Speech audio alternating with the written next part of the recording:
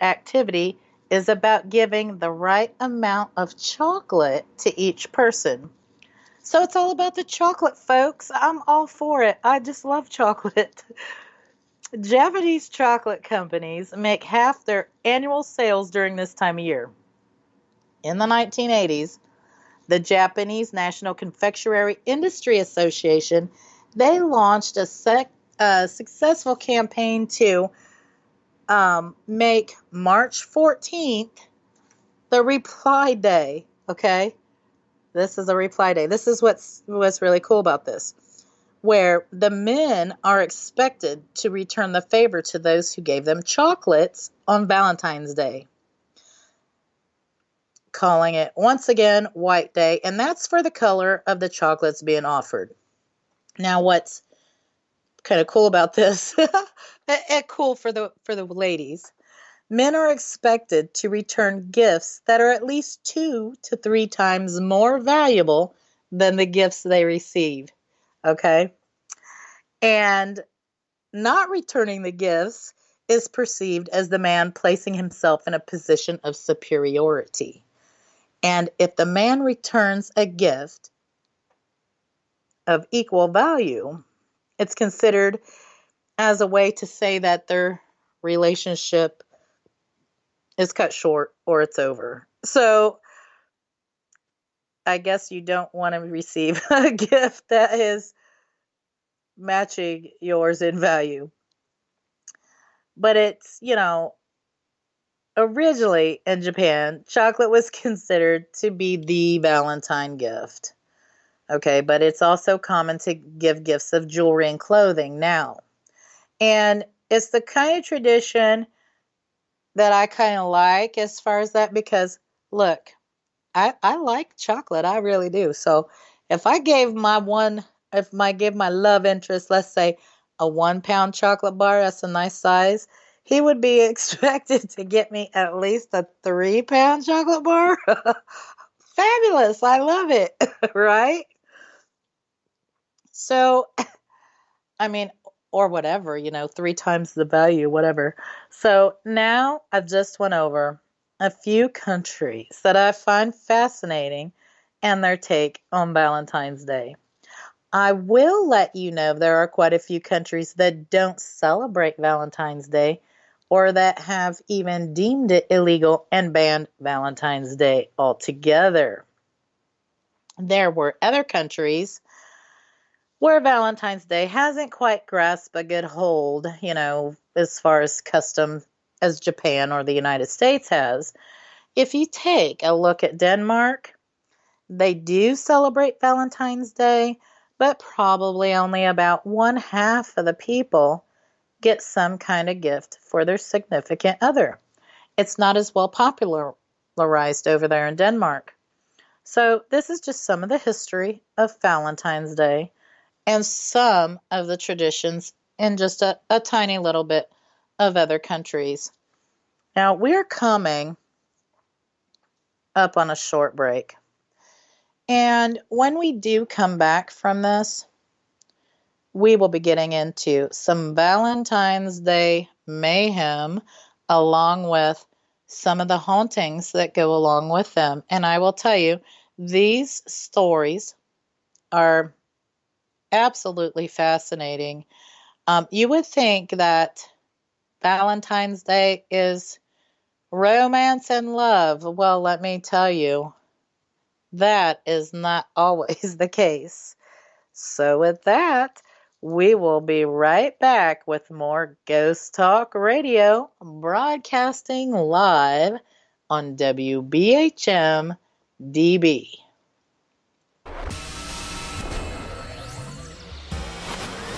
You are listening to WBHM Digital Broadcasting, Birmingham, Alabama.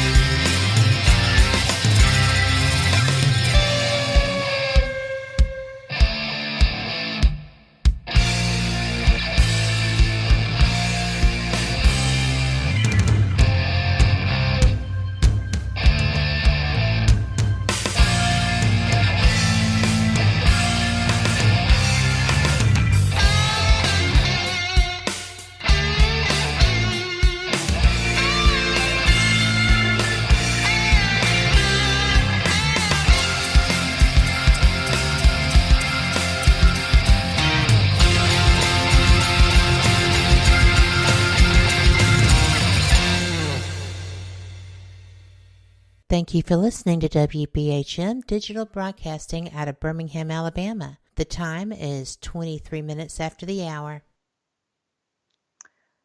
22 minutes past the hour. Welcome back to Ghost Talk Radio with me as your host, Shelly Robertson.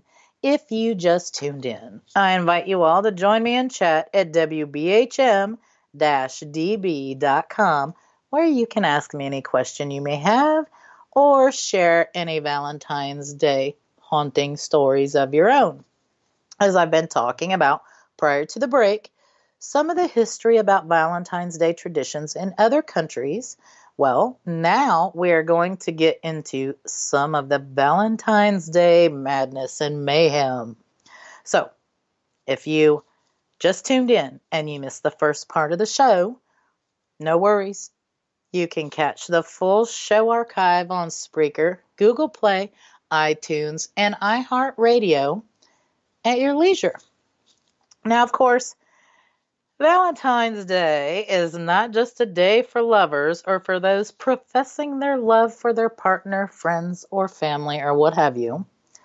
Valentine's Day has also been a day of madness. While we do think about Valentine's Day as being a happy time for love, that isn't always the case, folks.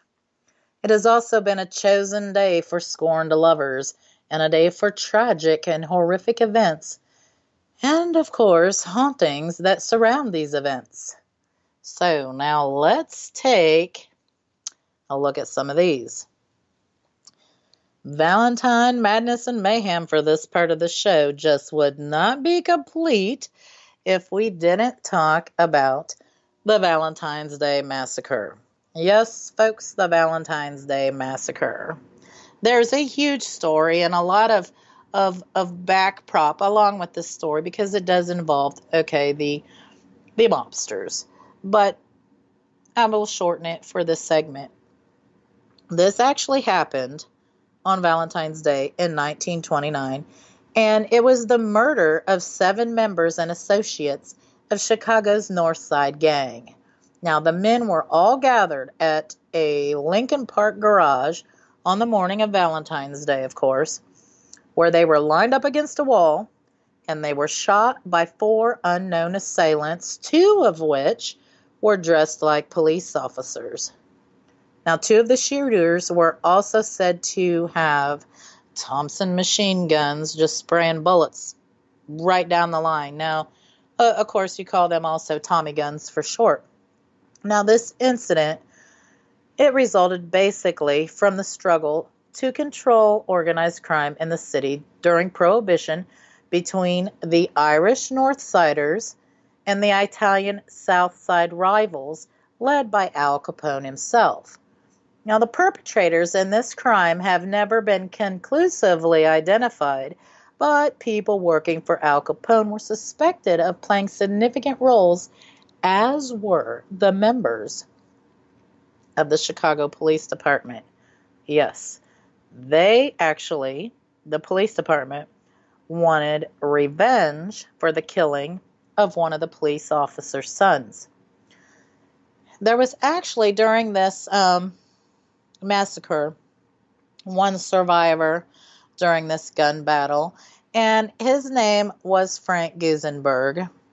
He was taken to the hospital, and doctors did stabilize him for just a short time. Police tried to question him, and when they asked him who shot him, because obviously, he sustained 14 bullet wounds, Gusenberg replied to the police that no one shot him. I guess even near death, he didn't want to be considered a rat, okay? He died just 3 hours later. Now, of course, the rumors of this massacre, as I said, was allegedly organized and led by Al Capone. He wanted to eliminate George Bugs Moran, the boss of the North Side Irish gang. Now, the St. Valentine's Day Massacre, it did set off a huge public outcry that posed problems for all the mob bosses at that time, okay? Now, of course, This was a very tragic event that happened at 2122 North Clark Street in Chicago. And as you can imagine, because of the horrific events of this crime, as you can imagine, there have been lots and lots of reports of hauntings in this area. It seems as though dogs don't like the area and they go crazy at spots of the massacre, and they refuse to actually step into certain areas surrounding where this massacre took place. There's also been reports at a nearby senior apartments where several people have told stories about seeing ghosts in their mirrors, and some have actually reported seeing apparitions that they believe to be the falling mobsters roaming in that area. There's also been reports that people have actually heard phantom gunshots in the area as well. Spooky, very spooky indeed. Now, on to this next case. There was this landlord by the name of Lawrence Myers. And it was said that he was having some money problems, and he wanted to get rid of his Cicero, Illinois rental homes to collect on a $250,000 insurance policy. So he made a plan, and he paid his maintenance man to set fire to the homes on Valentine's Day, which resulted in killing 7 residents, including 4 children. Now, of course, he became a suspect, and the police quickly figured out what happened. And part to blame is for Myers himself, because he spoke openly about the crime, which was, criminals are not very smart. I will tell you that. They always do something so silly to get themselves caught. Now, Myers did get a life sentence for this crime and for killing those 7 people. Some of the things that he had said when he was openly talking about this was that he wished that his hired arsonist would have waited until there was no one home at the houses. That is just callous, right? Well, anyways, he got a life sentence, and it's been reported in areas where those fires took place